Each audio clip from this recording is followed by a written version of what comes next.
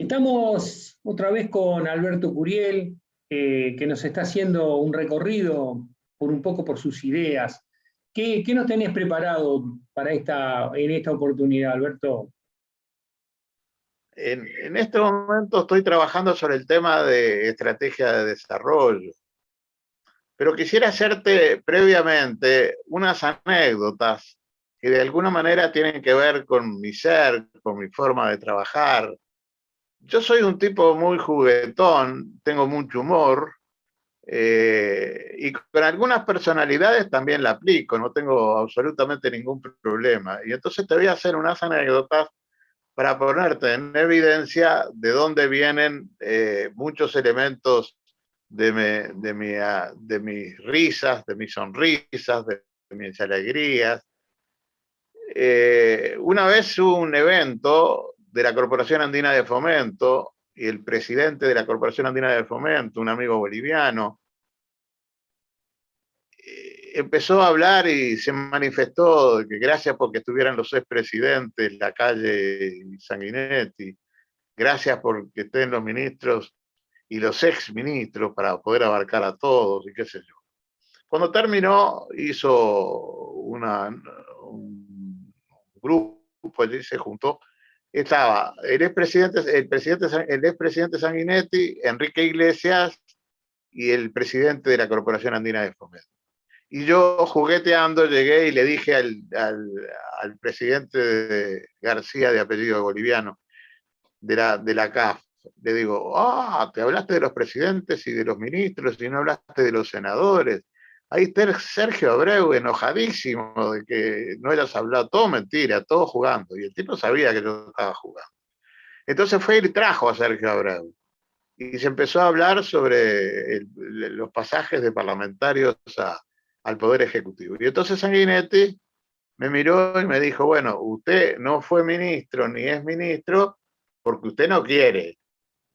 ¿Cómo? Le digo yo. ¿Cómo que no quiero?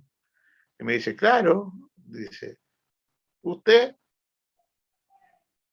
se mantiene en una posición determinada. Sus compañeros para ser ministro se derechizaron y usted se quedó en la izquierda, de manera que usted no quiere estar en los ministerios correspondientes. Y nos reímos y jugueteamos y qué sé yo. Lo hacía con mucha ironía y con mucha maldad, por supuesto, también la anécdota de Sanguinetti. Hay una anécdota con Enrique Iglesias en que él intervenía en un panel de homenaje a Juan Pablo Terra, que había fallecido, y yo estaba sentado en la primera fila como oyente, y antes que empezara, Enrique me vio y me pasó una tarjeta de él y me puso, andá preparando mi homenaje, aunque en realidad ya está por cumplir 90 años, andá preparando mi homenaje. Tenés que empezar diciendo, aunque nunca estuvimos de acuerdo, y después seguir. O sea, dos personalidades que de alguna manera están hablando de mis ideas, de mis capacidades o no, Y de tu y que tengo rebeldía. diferencias con ellos. ¿Eh? Y de tu rebeldía. Y de mi rebeldía, lógico. A favor mío, también otras personalidades, las estoy recordando en este momento, hicieron referencia. Por ejemplo, yo estaba dando una disertación en San Pablo junto con el Lucho Mayra, un amigo chileno, un político y cientista social de gran nivel, y en primera fila estaban sentados los expresidentes Sanguinetti y Alfonsín. Entonces yo estaba haciendo mi disertación y de pronto me paran, me trancan y yo medio me quedé sorprendido. Y era Alfonsín. Y me dice, ¿usted sabe lo que está diciendo? Porque eso que usted dice es lo que me pasó a mí con el Fondo Monetario Internacional. Entonces yo tenía ahí una reivindicación y un apoyo total a lo que estaba diciendo. Lo mismo me pasó en otra oportunidad en una reunión en Chile que organizaba Ricardo Lagos, que fue presidente de Chile, en la cual estaba Felipe González. Y entonces yo estaba exponiendo y estaba criticando a los grandes medios de comunicación. Y los grandes medios de comunicación tienen un extraordinario poder, sin ninguna duda, generan valores, generan cultura, generan opiniones e influyen sobre la opinión pública. Y entonces me corta Felipe González. Y yo dije, y este también me corta. Era otra reunión, por supuesto. Y mire, dice, de acuerdo a lo que usted está diciendo, le voy a dar un dato. Si hay un acontecimiento político o económico muy importante en África, si la CNN no lo informa, el acontecimiento no existe. Fíjate tú el grado de relevancia que tenía. Entonces, yo además traigo una formación de planificación. La CIDE me enseñó mucho en planificación, la Oficina de Planeamiento y Presupuesto, cuando yo trabajé con Faropa, ahí me enseñó mucho. Hice un curso en Chile, en ILPE CEPAL, donde gradué de planificación general, de manera que tengo allí ciertos elementos de formación que me son indispensables. Y entonces, desde este punto de vista, yo tengo que reflexionar a ver hasta dónde puedo llegar. Hoy no está en desuso, ni mucho menos, pueden volver cosas, pero no estoy diciendo hacer una planificación del estilo de la CIDE, ni mucho menos, pero sí empezar a buscar el crecimiento, pero no cualquier crecimiento, sino que tiene que tener un determinado contenido, no cualquier crecimiento, sino que tiene que tener una estructura productiva que me favorezca para conseguir no solo crecimiento, sino distribución, sino igualdad. Y entonces desde ese punto de vista de la planificación traíamos que teníamos que favorecer a determinados sectores porque ellos incorporaban tecnología, porque ellos incorporaban empleo, porque ellos se integraban a la cadena de valor de carácter regional que me podían hacer exportar alta y media tecnología. Pero tengo que hacer y tengo que definir esos sectores productivos, lo tengo que hacer junto con los empresarios también, sin ninguna duda. Siempre también, si es posible, con la sociedad civil. Entonces, desde ese punto de vista, la estructura productiva es un elemento central.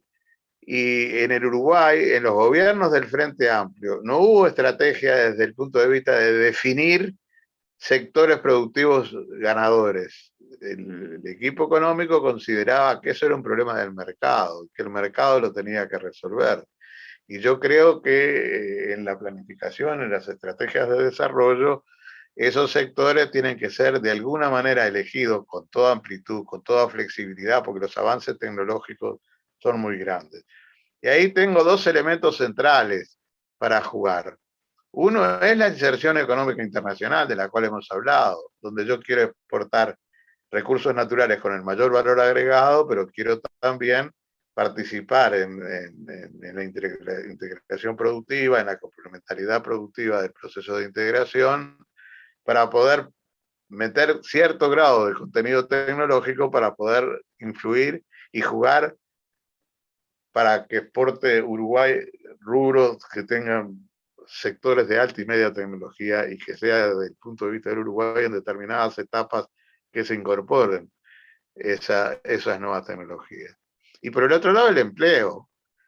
Yo con el empleo tengo el problema de la precariedad, tengo el problema de la informalidad por la cual trabajan pero no aportan a la seguridad social y no van a tener las ventajas de la seguridad social uruguaya.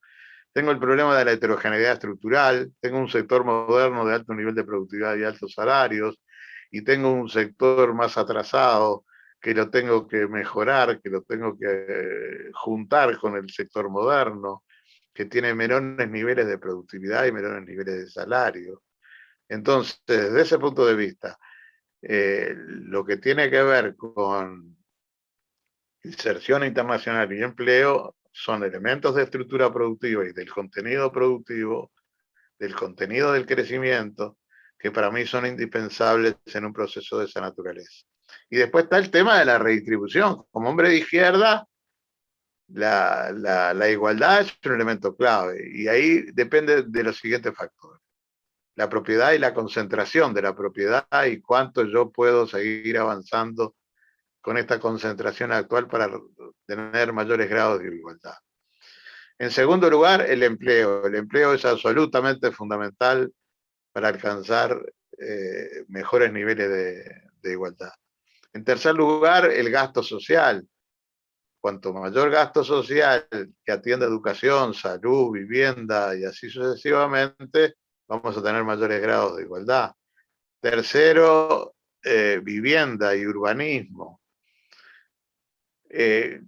Cuarto, para atender la pobreza tenemos que resolver el tema de la fragmentación social. Mi hermano Jacques Curiel es especialista en este tema y ha escrito sobre este tema.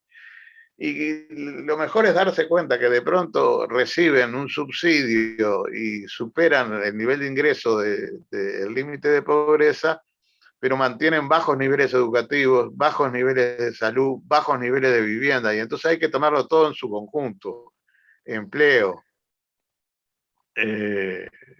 gasto en salud, gasto en educación, gasto en vivienda.